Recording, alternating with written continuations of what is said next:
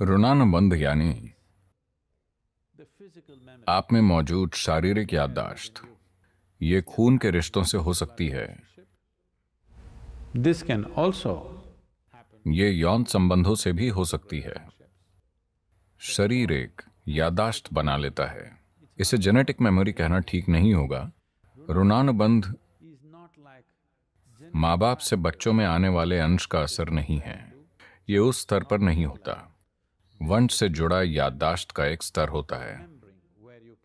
आपकी त्वचा का रंग, नाक का आकार, आप कैसे बने हैं, आपकी जाति क्या है, ये अलग चीजें हैं।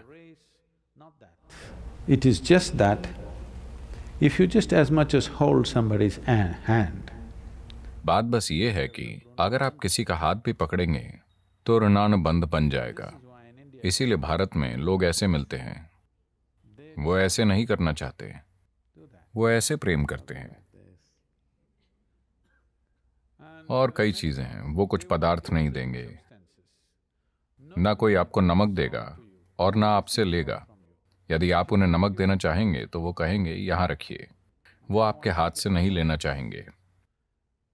तिल के बीज वो आपसे नहीं लेंगे। कुछ प्रकार की मिट्टी भी कोई आपसे नहीं लेगा। आप किसी को मिट्टी देना चाहते हैं, कोई भी मिट्टी, कुछ रीति रिवाजों में मिट्टी दी जाती है। आप नीचे रखते हैं, मैं इसे नीचे से ले लूंगा, कभी किसी के हाथ से नहीं, क्योंकि आपका ऋणानुबंध बन जाएगा।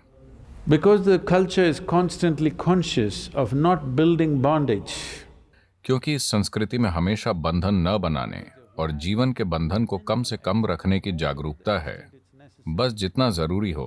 क्योंकि आप अपनी मुक्ति की दिशा में काम कर रहे हैं, तभी ये जागरूकता और ये संवेदनाएं आई हैं। तो शरीर हर तरह की नजदीकी याद रखता है, न सिर्फ दूसरों के शरीर के साथ, किसी भी तरह की भौतिक पदार्थ के साथ भी इसे याद रहती है। कुछ प्रकार के पदार्थ ऐसा ज्यादा कर पाते हैं, कुछ दूसरी चीजें कम कर पाती हैं। तो इसलिए हम यहां मंदिर में क्लेश नाशन करते हैं। क्या आपने ये किया है? अग्नि स्नान यानी अगर आप पानी से नहाकर साफ नहीं हो पा रहे हैं तो हम आपको जला रहे हैं। तो क्लेश नाशन विभिन्न प्रकार की भौतिक यादों को जलाने का एक तरीका है जो हमने इकट्ठा की हैं। सिर्फ रिश्ते नहीं, बस संपर्क में आने से, बस कई चीजों के संपर्क में आने से, लोग, स्थितियों, माहौल, कई चीजों से ये शरीर यादें जमा करता है। एक हद से ज्यादा शारीरिक यादें जमा हो जाएं तो एक स्तर का भ्रम पैदा करती हैं। कंफ्यूजन यहां नहीं, ये कंफ्यूजन अलग है।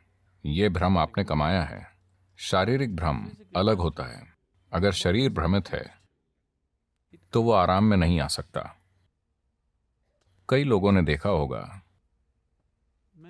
कुछ दिन आपका शरीर भ्रमित होता है। क्या आपने ये देखा है? आप जहां भी बैठते हैं ऐसा होता है। दूसरे दिन आप बैठते हैं, तो हमने शुद्धि के लिए अलग अलग प्रणालियां बनाई। एक होता है अग्नि स्नान, दूसरा वायु स्नान। सच में, बेशक पानी का स्नान रोज होता है। एक समय था जब मैं बहुत साधना करता था, तब मैं एक दिन में 5 से 7 बार नहाता था, क्योंकि आपका सिस्टम इतना संवेदनशील हो जाता है। आप इस कुशन पर बैठेंगे तो आप जान जाएंगे कि ये आप पर क्या असर डाल रहा है। तो आप इसे धोना चाहेंगे, कम से कम खुद पर सिर्फ पानी डालकर 5 से 7 बार, दिन में 7 बार। यह तय नहीं किया जाता मुझे 5 या 7 बार नहाना है। जब भी आपको एहसास हो। कई योगी रोज कम से कम 2 बार नहाते हैं। आमतौर पर नदी में डुबकी, कम से कम 1 बार बहते पानी में डुबकी, ताकि आप साफ हो जाएं। और दक्षिणायन से उत्तरायण के बदलाव में, जो अभी और फिर से उत्तरायण से दक्षिणायन जो जून जुलाई में होता है, उन दिनों ट्रॉपिकल देशों में हवाएं तेज होती हैं, कम से कम भारत में। भारतीय उपमहाद्वीप में हवाएं तेज होती हैं। तो ऐसी सरल प्रक्रियाएं हैं जिनमें आप हवा में खड़े होते हैं ताकि आपको वायु स्नान मिले। हवा में नहाना, आप देखेंगे इससे अद्भुत फायदा होगा। आप ऐसा करके देखें, जब तेज हवा चल रही हो तब कुछ ढीला पहनकर बस आधे घंटे वहां खड़े रहें, इसके प्रति सचेत होकर, आंखें बंद करके, इस तरह और पीछे से, ताकि आपके ऊपर से काफी हवा गुजरे। घर आकर आप काफी हल्का और बेहतर महसूस करेंगे।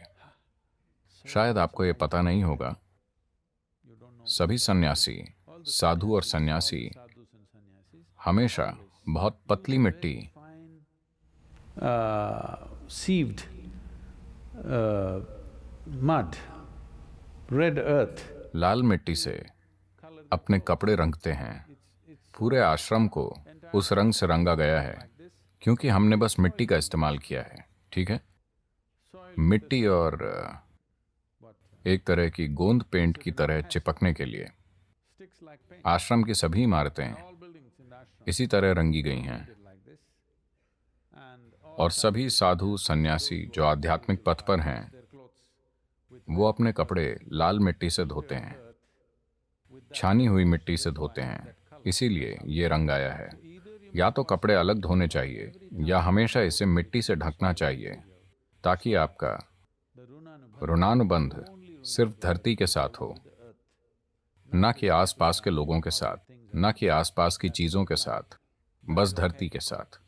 ये ठीक है, क्योंकि अगर आप वैसे कपड़े पहनेंगे, यहां सॉइल या मिट्टी शब्द का दूसरा मतलब है, अगर आप मिट्टी वाले कपड़े पहनेंगे,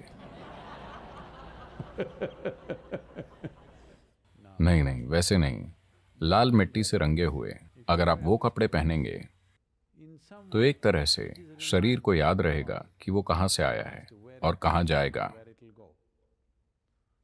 तो जो लोग आध्यात्मिक पथ पर हैं वो हमेशा लाल मिट्टी में डुबोए कपड़ों का उपयोग करते हैं।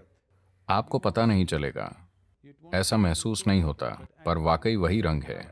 असल में सफेद कपड़ों को मिट्टी का रंग दिया जाता है क्योंकि उन्हें लगातार बारीक मिट्टी से धोया जाता है। तो ऋणानुबंध को धोने का एक तरीका है मिट्टी से स्नान करना। तो जीवन में जब भौतिक याददाश्त खुद के ऊपर परतों में चढ़ने लगती है तो इससे शारीरिक स्तर पर एक उलझन पैदा होगी। इसके कारण थोड़ी बेचैनी होगी, उत्साह की कमी होगी, किसी भी चीज में भागीदारी की कमी होगी। मानो आप जीते जी सब कुछ जान गए हैं। आपको जीवन का जानकार जीवन पूरा होने के बाद बनना चाहिए। जीवन पूरा होने से पहले आपको उसका जानकार नहीं बनना चाहिए, है ना? पर ऐसा ही होगा, यानी याददाश्त की कई परतों के कारण आप आसपास की चीजों के प्रति एक तरह से कम जीवंत हो जाएंगे। यही हमारी चिंता है कि आप कम जीवंत न हो जाएं।